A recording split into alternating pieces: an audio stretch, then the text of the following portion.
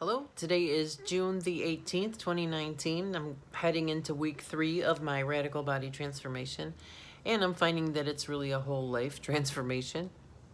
Um, my goals for this week were to get on the same page with my trainer Kyle in terms of the spreadsheet that he works with, and I think I've mastered that now, and I'm on the same page tracking, like he and agree with each other that we understand each other. Um, my weight is still trending down. I went to the swimming pool today, and my other goal for the week, aside from going 5 times to the swimming pool, was to get my schedule down, like to get, to get a little, this is my plan, this is my agenda. Each day I'm going to wake up at this time, I'm going to eat at that time, and I'm going to swim at that time. And so, as I said in another video, I just have to humble myself. I have to learn that that's not what's up. So I need to be more flexible. And it struck me as a little ironic that, okay, well, I need to improve the flexibility of my legs and my hips and my back. So I also probably need to improve the flexibility of my mind and my thinking and my planning, and be willing to just kind of see how things go and roll from there. So my attempts to find a time of day when there's really nobody at the pool and I'm not going to have to talk to people about sharing a swimming lane, which I'm not able to do, that's a hard failure. I'm just not able to do it. The train is not safe for me to take by myself before dawn, which is, would be ideal for me if it were safe, but it's not. So until I get a car, I'm basically just going to have to play it by ear and try to go, go whenever I want, because it's just the universe has conspired to not let it be a hassle-free thing for me to just have a lane to myself. So it's a surprising thing. Like in the past, you would think it would be like a motivation thing, or I'd be tempted. I kind of wanted to eat some potato chips. Like I had a Jimmy John sandwich for the first time in my life, and it was freaking awesome. I have to say, I actually love that thing. And I just wanted those chips with it really bad, but I didn't have them, and it was fine. Um, in the past, that would have been the thing, you know what I mean? That, oh, it's so hard to not eat all the stuff that has carbs in it, but now it's like, how am I going to manage getting to and from the pool without rupturing my Achilles tendon? Because that's the big thing. I've been, now that I'm walking that 1 mile to and from the train station and the swimming pool, I don't have proper shoes for that. And so in terms of my PTSD and my child abuse, like I realized, oh, that's part of my abuse too. Like my mom didn't want to buy me shoes. She resented spending money on me. She stopped buying me clothes when I was about 12 and shoes, and I just had to start like making do on my own ever since then. And I guess it's time for me to stop living like an abandoned 12-year-old and to go ahead and just purchase a pair of shoes, even though I don't think I can really afford them. But in real life, if I get a very high quality pair of like Nike shoes or something like that, that's going to have a very good kind of support for my feet and my ankles, then my Achilles tendon is much less likely to rupture. And it's a lot easier for me to walk back and forth to the gym and the train station.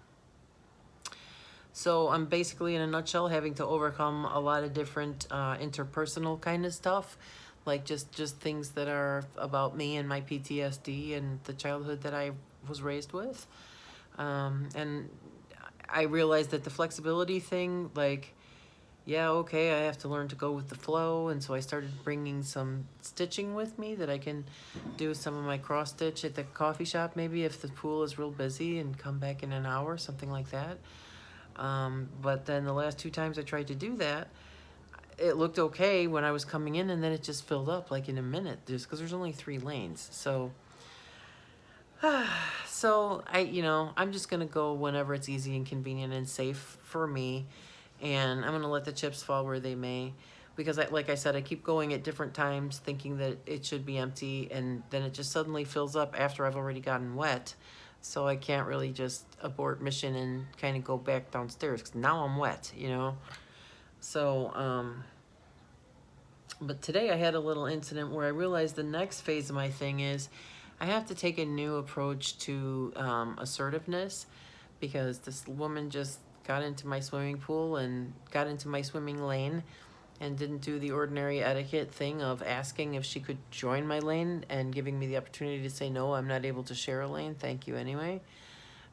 So I just told her, hi, I'm not able to share a swimming lane. And her response to me was, oh, I'm just going to be in the shallow end. And I said, no, ma'am, I'm not able to share I'm not able to have you in the shallow lane while I'm using this lane. And she acted like that wasn't a thing, like she couldn't hear me. Oh, well, I'll just be over here. And, you know, I'm not there to quarrel with idiots over nothing. You know what I mean? But that to me, like, look, I have a history of people getting into my physical space without my consent. And when I tell them I'm not okay with it, they say, yeah, it's fine anyway. And they're going to do it anyway. So while the rest of the world may not think it would be appropriate for me to punch that woman in the face because she's completely refusing to accept my boundaries, which are perfectly reasonable, then, you know, I mean, because the thing is, my first response was to ask her, like, if she's only going to be 5 or 10 minutes with whatever the fuck she's doing, then I'd rather just go sit in the hot tub for 10 minutes and let her do her thing and then take that lane when she's finished. Even though I was there first, like, I'm just not into having petty conflict over nothing.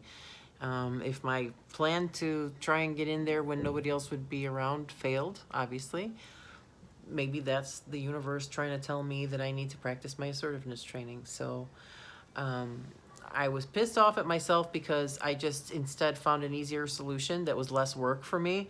Like, I asked the person in the next lane if he could switch with me so that she could diddle fuck around in the end of his lane, because I just can't do that. And then while I was swimming, I realized, you know, I need to be more flexible. So I think my alternative would have been to just swim as if she were not there and just keep plowing into her and letting her get out of my goddamn way. Like, me knowing she's going to be there somewhere and I don't care, I'm just going to smack into her. Like, really, it's going to come down to her getting punched and kicked because I'm just going to swim as if she were not there. So, but that's also not preferable to me. I really don't do well with people in my physical space while I'm swimming. So my fight or flight thing kicks in, and if I'm definitely not going to punch her in the face because that's just not how I roll. So my other option there is to flee. But I guess maybe I've just gotten my anger management down to a point now where I feel like it's very low risk for me to just scream at her. You know what I mean? Like, I could definitely get in her face. Like, bitch, did I stutter? You know what I mean? Like, make her wonder if she's about to get popped, because she could get smacked doing shit like that.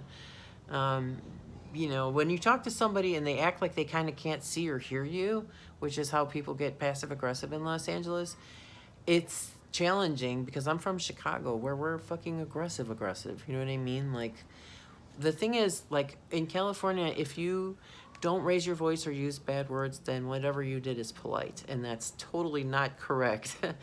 So anyway, it seems like a small thing to other people, but it's part of my assertiveness training. It's part of becoming the new me who has a radical whole life transformation.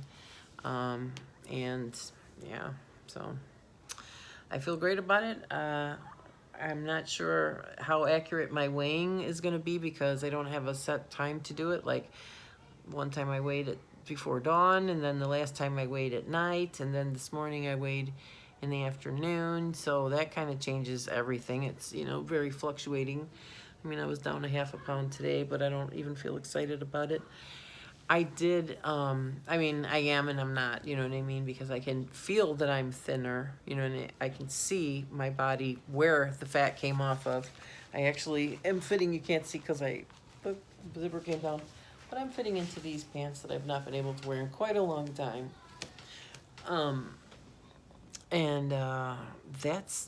That's a great feeling. So I'm not sorry, even if my weight doesn't change on the scale. I took my measurements today, and it's going to be interesting, I think, to see what you know, how much my body changes in which different areas as I go.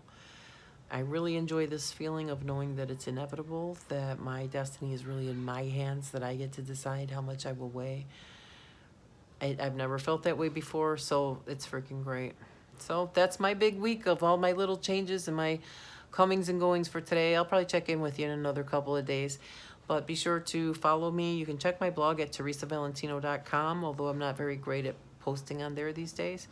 Or follow me here on YouTube, okay? Please remember to subscribe and comment and like.